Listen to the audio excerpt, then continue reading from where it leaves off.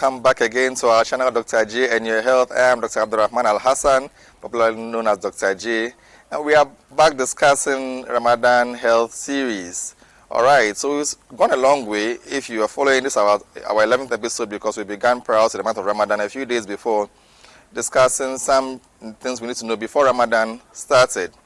Today we are going to continue the discussion, and I hope we are learning a lot. Send your comments, comment your questions. Let me know what you want to know about your health vis-a-vis fasting. Alright, now let's go. So we've spoken about iftar and suhoor, right? That is the pre-dawn meal, and also the supper, breaking of our fast, and also our pre-dawn meal, that's the suhoor. And we spoke about what should go into it and others. Now, so the big question that I'm sure is battling our minds right now is that, is fasting at all beneficial or not? And is it also detrimental to our health? Because we've spoken about so many conditions in Ramadan, so many things that go into the feeding and all of that. So are there really benefits that one can derive from fasting? Conversely, are there also detrimental effects that could also arise due to the fasting season or during the fasting in the month of Ramadan? So in order to understand this, we would just like to say that the first thing is that we want to also know that what is fasting basically, and what happens during fasting. Is fasting the same as starvation? And if we are able to draw a line between these two, then we can tell whether or not fasting is harmful, whether it could be beneficial thereafter. Now, there's something we call the physiology of fasting. Okay, the changes that occur in the human body during fasting. Now, this is quite extensive, but we'll just try to summarize this for our understanding. So typically, the body goes into a fasting state about 8 hours or so after consumption of your meal, because as you consume the meal, now, hopefully you get some ready energy from your meal, that is in the form of glucose, which the body absorbs from your guts, your digestive system. All right. Now, when all of this is used up, of course, there is some that the body will use, and the rest is stored up in your liver.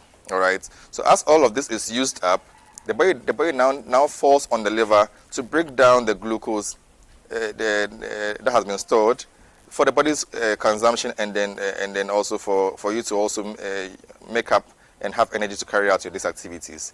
Okay. So this continues, and once this is used up, the liver is also able to produce glucose from other sources, as well as the body also falls on your stored fat to be able to break down and then also produce some energy for you. All right. So this is what happens in a starving person. So in a typical Ramadan fast or any form of intermittent fasting, you realize that because you eat at regular intervals, right? They say at so-called 12-hour or so intervals.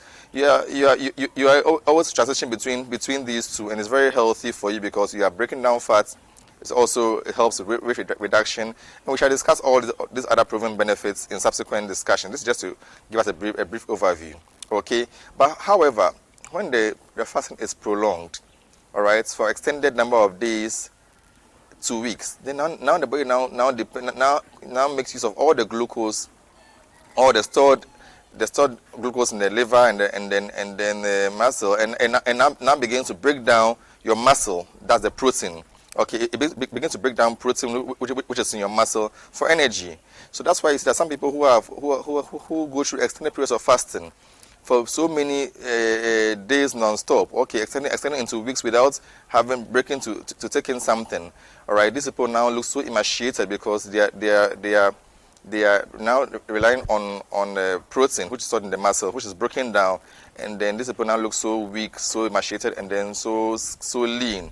All right, so and that's of course not healthy at all.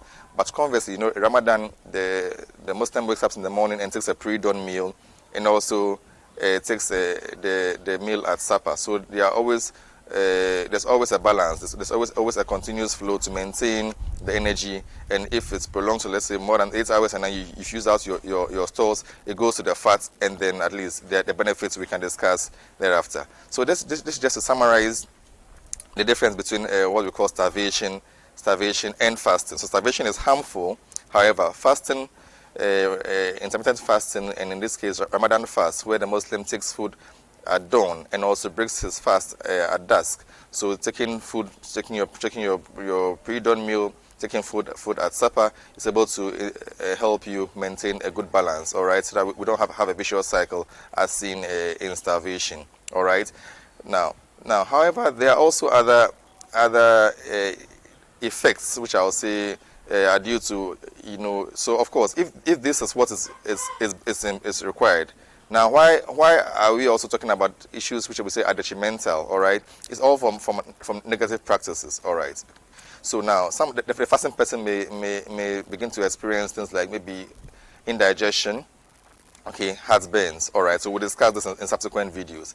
But the person is also complaining about having severe headache as well, extreme thirst. All of these are things that also happen when one is fasting. So this is just to make us know that subsequent videos will now talk about the benefits that one will get from Ramadan. We'll take our time and then take them one by one and then explain them and see how we can all together try and then accumulate these benefits. And also, what are the detrimental effects due to our negative habits that we've spoken against in previous videos, especially with regards to our feeding, and how can we prevent them, all right, so that we all enjoy our Ramadan fast. So I hope we are learning a lot. I hope we are enjoying the discussion. I hope we are really getting much more enlightened by this series. So do keep your comments coming.